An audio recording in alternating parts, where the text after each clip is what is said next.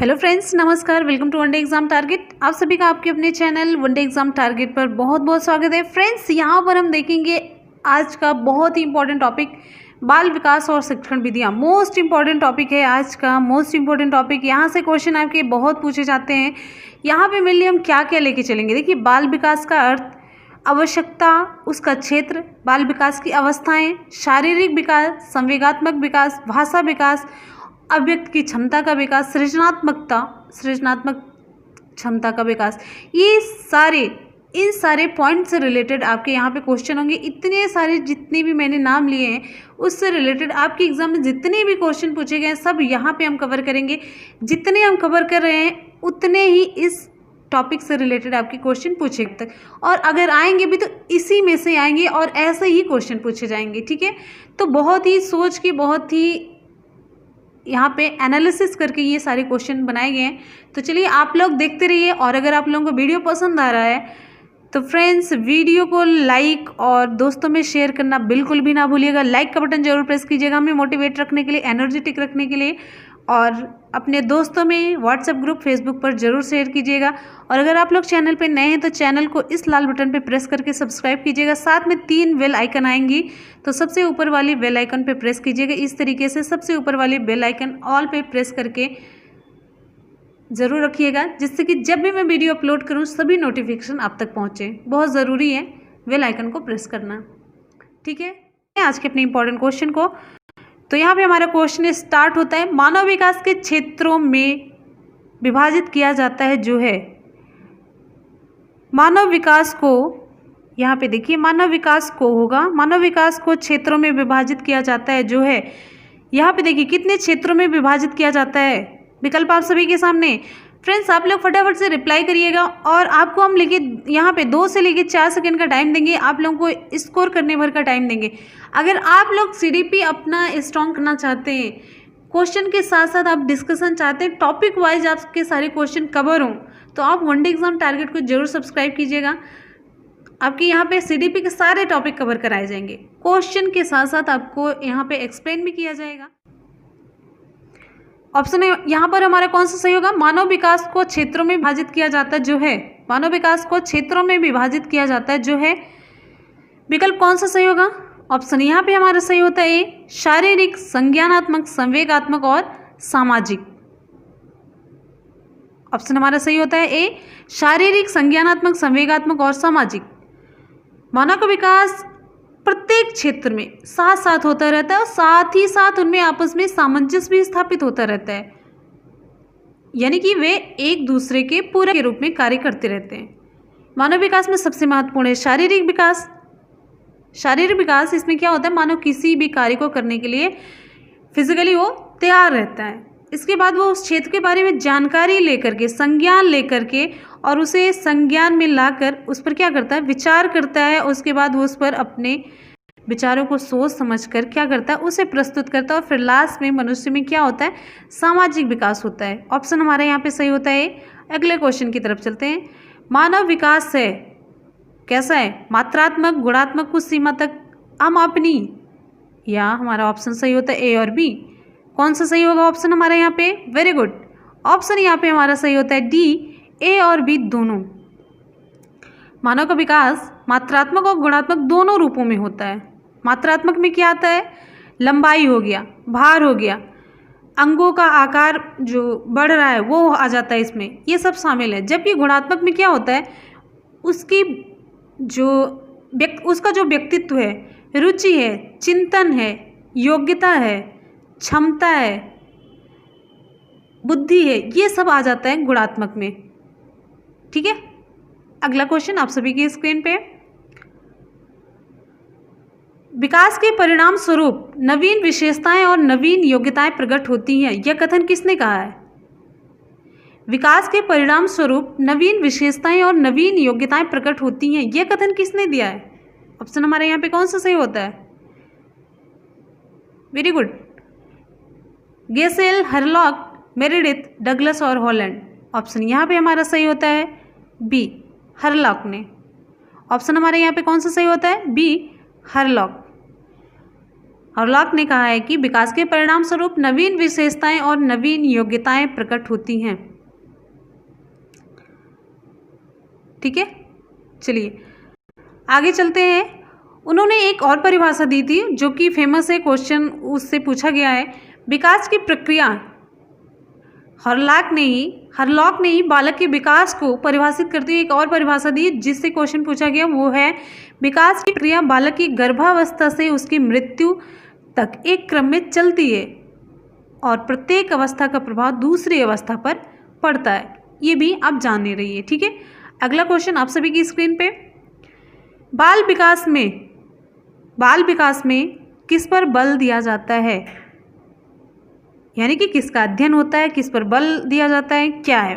आपके विकल्प के अकॉर्डिंग कौन सा ऑप्शन यहाँ पे सही होगा? Very good. आप लोग एकदम से एक्टिव होकर के रिप्लाई कीजिए, एक एनर्जी के साथ पढ़ाई शुरू करिए। मतलब आप में एनर्जी होनी चाहिए, एकदम मुरझा करके ऐसे परेशान करके नहीं, यार ये मेरा तो एग्जाम है, किसी तरीके से भगवान पार कर दे तो मेरा बेड़ा पार हो जाए। ऐसा नहीं है, ऐसा कोई एग्जाम आप क्वालिफाई नहीं कर सकते आज के समय में जब तक आप में एनर्जी ना हो, कुछ सीखने की उत्सुकता ना हो, अब कुछ आपके दिल में वो आग ना हो बनने की, तो आप नहीं कर पाएंगे। तो मतलब एकदम से लग जाइए, जी जान से लग जाइए, कैसे कोई जॉब नहीं मिलती है। ठीक है, तो सारी नेगेटिविटी को छोड़ दीजिए, सारी जितने काम है उसको छोड़ दीजिए। अभी ये समझिए सबसे इंपॉर्टेंट आपके लिए एक ही काम है, पढ़ना, एग्जाम क्वालिफाई करना और हाथ में जॉब पाना। ठीक है, तो सबसे बड़ी चीज़ है आपके हाथ में एक रोजगार हो। बेरोजगारी जानते हैं, बहुत ही क्या बोलूँ, बहुत ही बेकार चीज़ है। जो उस स्थिति में है, उस स्थिति से गुजर रहे हैं, उनसे पूछिए, तो एक एनर्जी के साथ जुटिए। ठीक है, तो ऑप्शन यहाँ पे हमारा कौन सा सही होगा? बाल विकास में ऑप्शन हमारे यहाँ पे सही होता है सी, गर्भावस्था से किशोरावस्था तक का अध्ययन होता है।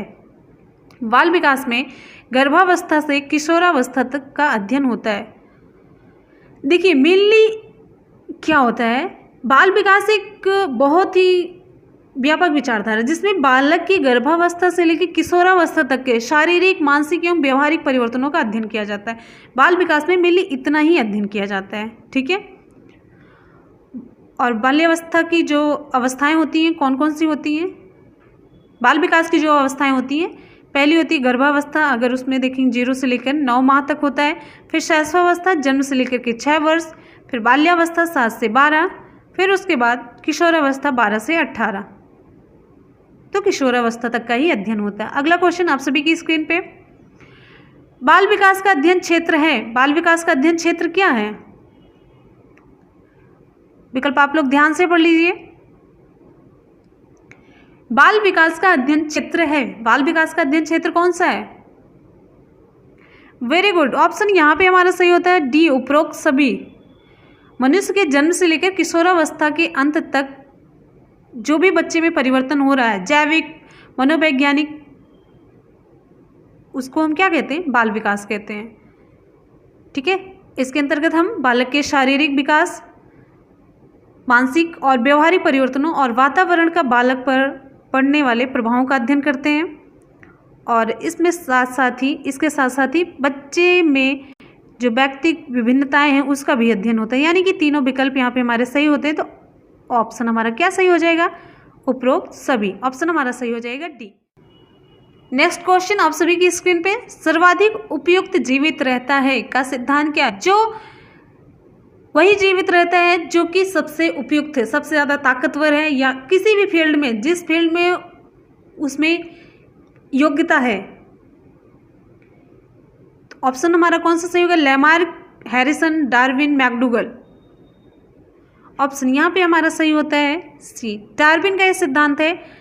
ठीक है, ये सिद्धांत डार्विन का है। डार्विन कहते हैं कि प्रकृति में जो भी प्राणी अपने को नहीं ढाल पाता है वो क्या होता है, उसका अस्तित्व खत्म हो जाता है। लेकिन प्रकृति में जो भी सरवाइव कर पा रहा है, जो रह पा रहा है, चाहे लड़ करके, चाहे जिस जैसे भी, चाहे वो अनुकूलन करके, चाहे जिस भी तरीके से अपने को ढाल करके, अगर वो प्रकृति में रह ले रहा है तो प्रकृति में वो उसी को ही जीने का अधिकार है।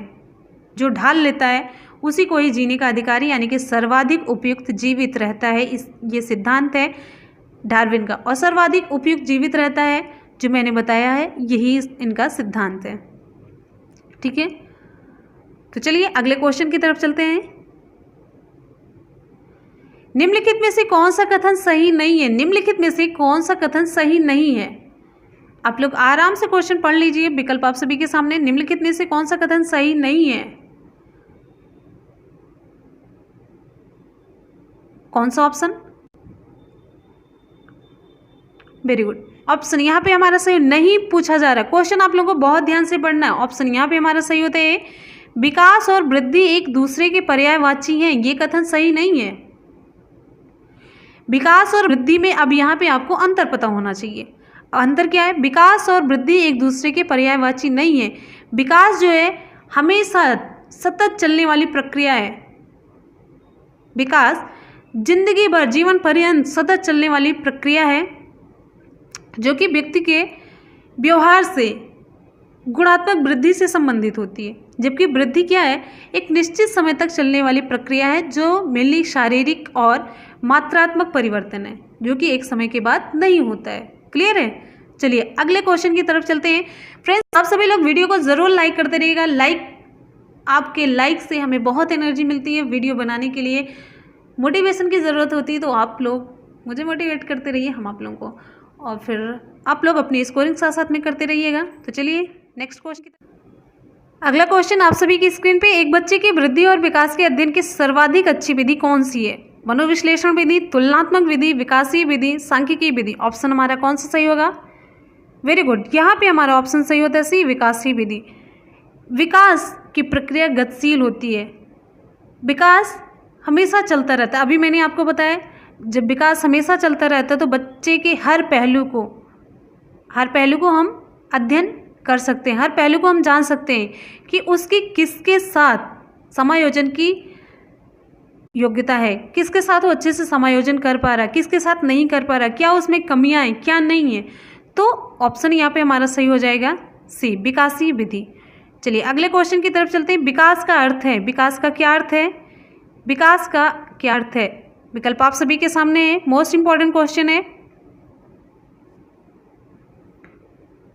ऑप्शन यहाँ पे हमारा सही होता है डी, परिपक्वता एवं अनुभव के फलस्वरूप होने वाले परिवर्तन की श्रृंखला है। विकास क्या है? परिपक्वता एवं अनुभव के फलस्वरूप होने वाले परिवर्तनों की श्रृंखला है। आप सभी को मैंने बताया विकास एक परिवर्तन है जिसमें गुणात्मक वृद्धि होती रहती है, गुणात्मक वृद्धि होती रहती है। ठीक है। विकास मानव के शारीरिक एवं मानसिक मैच्योरिटी के साथ साथ उसके अनुभव के फलस्वरूप होने वाले परिवर्तनों की एक श्रृंखला है, जो कि जीवन तक चलती रहती है। अभी मैंने आपको बताया, इससे पहले विकास के सारे डेफिनेशन आप लोग क्लियर कर लीजिए, विकास का मतलब समझ लीजिए, सब कुछ आपको यहाँ पे आपका क्लियर हो रहा होगा। उम्मीद है कि आपको ये वीडियो पसंद आ रहा होगा। चलिए अगले क्वेश्चन की तरफ चलते हैं। आप सभी की स्क्रीन पे संज्ञानात्मक विकास के 4 चरणों, संज्ञानात्मक विकास के 4 चरणों संवेदी, पेशीय, पूर्व संक्रियात्मक, स्थूल संक्रियात्मक और औपचारिक संक्रियात्मक की पहचान की गई है। मोस्ट इंपॉर्टेंट क्वेश्चन, संज्ञानात्मक विकास के 4 चरणों संवेदी, पेशीय, पूर्व संक्रियात्मक, स्थूल संक्रियात्मक और औपचारिक संक्रियात्मक की पहचान की गई है। ऑप्शन हमारा कौन सा सही होगा? Very good. ऑप्शन यहाँ पे हमारा सही होता है डी, पियाजे द्वारा। पियाजे द्वारा संज्ञानात्मक विकास को 4 चरणों में विभाजित किया गया। इसके पहले की वीडियोस में मैंने बताया है, इससे पहले की जितनी वीडियोस मैंने बताई, अधिगम के सभी सिद्धांत मैंने कवर कर दिए हैं। विकास, बाल विकास मैंने इससे पहले की वीडियो में कवर कर दिया। उसके सारे लिंक हम आपको नीचे डिस्क्रिप्शन बॉक्स में दे देंगे। सीडी पे आपकी तो हम लाइन से कवर कराएंगे, सारे टॉपिक से जितने इंपॉर्टेंट क्वेश्चन बने सब हम कवर कराएंगे, और सीडी पे आपकी डिटेल में कभी नहीं पूछी जाती है। ठीक है। तो जितने क्वेश्चन हम आपको बताते चले, अगर आप उसको पूरा कर ले रहे हैं तो आपके 30 में से तो गारंटी हम बता रहे हैं 25 प्लस जरूर आएंगे, 25 प्लस आपके आने तय हैं। जितना हम सीडीपी करा रहे हैं उसको आप करते चलिए। ठीक है, क्वेश्चन आप तैयार कीजिए। तो यहाँ पे 4 चरणों में विभाजित किया गया, उसके लिंक हम सभी वीडियोस की डिस्क्रिप्शन बॉक्स में दे देंगे। तो 4 चरण कौन कौन से? यहाँ पे देखिए, संवेदनात्मक गामक अवस्था जो 0 से 2 वर्ष तक की होती है। दूसरी पूर्व संक्रियात्मक अवस्था जो 2 से लेकर 7 वर्ष तक चलती है। फिर मूर्त संक्रियात्मक अवस्था 7 से 11 वर्ष, और औपचारिक संक्रियात्मक अवस्था 11 से लेकर 15 वर्ष। ठीक है, ऑप्शन यहाँ पे हमारा सही हो जाता है डी, पियाजे द्वारा। अगला क्वेश्चन आप सभी की स्क्रीन पे, 14 वर्षीय देविका अपने आप से पृथक स्वनियंत्रित व्यक्ति की भावना को विकसित करने का प्रयास कर रही है। वह विकसित कर रही है क्या? नियमों के प्रति घृणा, स्वायत्तता, किशोरावस्थात्मक अक्खड़पन, परिपक्वता। ऑप्शन है यहाँ पर हमारा क्या, कौन सा सही होगा? Very good. ऑप्शन यहाँ पे हमारा सही होता है बी, स्वायत्तता। ऑप्शन हमारा सही होता है बी, स्वायत्तता, ऑटोनॉमी। ऑटोनॉमी, ऑटोनॉमी जिस पर कि मतलब अपना अधिकार हो, स्वतंत्र हो, कोई रोक टोक ना हो। कोलेंसिक ने कहा भी है, किशोर प्रौढ़ों को अपने मार्ग में बाधा समझता है जो उसे अपनी स्वतंत्रता का लक्ष्य प्राप्त करने से रोकता है। तो ऑटोनॉमी, स्वायत्तता जिस पर कि अपना अधिकार हो, कोई रोक टोक ना हो, कोई रोकने वाला ना हो। ठीक है, ये जो किशोरावस्था होती है, इस अवस्था में बालक और बालिका में शारीरिक और मानसिक स्वतंत्रता की बहुत ही ज़्यादा प्रबल भावना होती है, प्रबल भावना होती है। तो यही ऑप्शन हमारा सही होता है बी, स्वायत्तता से रिलेटेड है। ठीक है, यही है स्वायत्तता। अगला क्वेश्चन आप सभी की स्क्रीन पे, यहाँ पे शैशवकाल की अवधि है, शैशवकाल की अवधि है, मोस्ट इंपॉर्टेंट क्वेश्चन। कौन सा ऑप्शन हमारा सही होता है? अभी मैंने बताया शैशवावस्था का जो समय है वो मैंने बताया। ऑप्शन यहाँ पे हमारा होता है सही ए, जन्म से 2 वर्ष। ठीक है, चलिए अगले क्वेश्चन की तरफ चलते हैं। बहुत सारे वैज्ञानिकों ने अलग अलग देखिए अवस्थाओं को अपने अपने ढंग से वर्गीकृत किया है। ये मेनली मैंने कोल के अकॉर्डिंग बताया, जिन्होंने शैशवावस्था की आयु को जन्म से 2 वर्ष माना है। नेक्स्ट हमारा क्वेश्चन है किशोर। चारों विकल्प में से आपको कुछ यहाँ पे भरना है, एक विकल्प का अनुभव कर सकते हैं। किसका अनुभव कर सकते हैं? चारों विकल्प में से हमारा ऑप्शन सही होता है डी, दुश्चिंता और स्वयं से सरोकार। सरोकार का मतलब आपसी व्यवहार का संबंध, लगाव, वास्ता। तो स्वयं से सरोकार। दुश्चिंता, मेनली दुश्चिंता उनको व्यवसाय चुनने की समस्या और कुछ और समस्याएं होती, इसकी वजह से वो अधिक चिंतित रहने लगते हैं, जो धीरे धीरे दुश्चिंता का रूप धारण कर लेती है। अगला क्वेश्चन आप सभी की स्क्रीन पे, हॉल का सिद्धांत। हॉल का सिद्धांत निम्न में से किसकी व्याख्या करता है? बुद्धि की प्रकृति, अधिगम में अभिप्रेरण की भूमिका, मूल्यों का विकास, किशोरावस्था का विकास। ऑप्शन हमारा यहाँ पे कौन सा सही होता है? ऑप्शन यहाँ पे हमारा सही होता है डी, किशोरावस्था का विकास। ठीक है, hall, Stanley hall. Stanley hall की एक बुक है, कौन सी बुक है? क्वेश्चन पूछा जाता है, एडोलेसेंस। यहाँ पे देखिए एडोलेसेंस, LESCENCE, एडोलेसेंस। इसमें कब प्रकाशित हुई थी? 1904 में प्रकाशित हुई थी। इस बुक में एडोलेसेंस में उन्होंने किशोरावस्था के विकास को आकस्मिक विकास के सिद्धांत के अंतर्गत इसकी व्याख्या की थी। इनके अनुसार क्या होता है, किशोर में जो शारीरिक, मानसिक और संवेगात्मक परिवर्तन होते हैं वे अकस्मात होते हैं। तो यानी कि सबसे मेन चीज़ यहाँ पे क्वेश्चन आपका आ जाता है, हॉल का सिद्धांत, स्टैनले हॉल का सिद्धांत निम्न में से किसकी व्याख्या करता है? तो किशोरावस्था के बारे में बताते हैं। उन्होंने ही कहा था, उनका फेमस कोटेशन है, किशोरावस्था संघर्ष, तूफान और किसकी अवस्था है? आप लोग कमेंट सेक्शन में कमेंट करके बताइएगा। अगला क्वेश्चन है आप सभी की स्क्रीन पे, विद्रोह की भावना की प्रवृत्ति निम्न में से किस अवस्था से संबंधित है? Very good, most important question, most important question. विद्रोह की भावना की प्रवृत्ति निम्न में से किस अवस्था से संबंधित है? ऑप्शन यहाँ पे हमारा सही होता है, देखिए बाल्यावस्था, शैशवावस्था दोनों नहीं है, पूर्व किशोरावस्था, मध्य किशोरावस्था, इसमें से कौन सा सही होगा? ऑप्शन यहाँ पे हमारा सही हो जाएगा सी, पूर्व किशोरावस्था, जो कि 12 से लेके 14 वर्ष तक चलती है। ठीक है, आगे चलते हैं अगले क्वेश्चन की तरफ। विकास की किस अवस्था में बुद्धि का अधिकतम विकास होता है? विकास की किस अवस्था में बुद्धि का अधिकतम विकास होता है? बाल्यावस्था, शैशवावस्था, किशोरावस्था, प्रौढ़ावस्था। ऑप्शन यहाँ पे हमारा सही होता है सी, किशोरावस्था। किशोरावस्था में बुद्धि का अधिकतम विकास हो जाता है। इस अवस्था में बालकों की जो कल्पना शक्ति, जिज्ञासा, बौद्धिक क्षमता बहुत ज़्यादा बढ़ जाती है। अगला क्वेश्चन आप सभी की स्क्रीन पे, व्यवहारवादी, किस व्यवहारवादी ने कहा कि मुझे नवजात शिशु दे दो, मैं उसे डॉक्टर, वकील, चोर या जो चाहूँ बना सकता हूँ। बहुत ही फेमस कोटेशन है, बहुत ही फेमस। ऑप्शन यहाँ पे हमारा कौन सा सही होता है? वेरी गुड, ऑप्शन यहाँ पे हमारा सही होता है सी, वॉटसन। वॉटसन अमेरिका के मनोवैज्ञानिक थे। वॉटसन को व्यवहारवादी मनोवैज्ञानिकों में माना जाता है, ठीक है। उन्होंने ही कहा था मुझे नवजात शिशु दे दो, मैं उसे डॉक्टर, वकील, चोर या चाहे जो कहो बना सकता हूँ, ठीक है। चलिए अगला क्वेश्चन आप सभी की स्क्रीन पे, पूर्वाग्रही किशोर किशोरी किसके प्रति कठोर होंगे? समस्या, जीवन शैली, संप्रत्यय, वास्तविकता। कैसे किशोर किशोरी? पूर्वाग्रही। पूर्वाग्रह का मतलब क्या होता है? किसी कार्य, व्यवस्था, ज्ञान या व्यक्ति आदि के विषय में पहले से बनी हुई कोई विशेष धारणा और उसका पालन करना। पूर्वाग्रह आदमी कहा जाता है ना, पूर्वाग्रह से पीड़ित है। पूर्वाग्रह मतलब पहले से अपने दिमाग में आपने जो बैठा लिया है, जो कुछ भी आपने बैठा लिया है उसी को आप सही भी मानने लग जाते हैं। इस प्रकार पूर्वाग्रही जो किशोर किशोरी होते हैं अपनी समस्याओं के प्रति कठोर होते हैं, तो उनके अंदर वो पूर्वाग्रह है, भरा पड़ा है, उनके दिमाग में भर चुका होता है। तो ऑप्शन यहाँ पे हमारा सही हो जाता है। अगला क्वेश्चन आप सभी की स्क्रीन पे, शैशवावस्था में बच्चों के क्रियाकलाप होते हैं, कैसे होते हैं? ऑप्शन हमारा कौन सा सही होता है?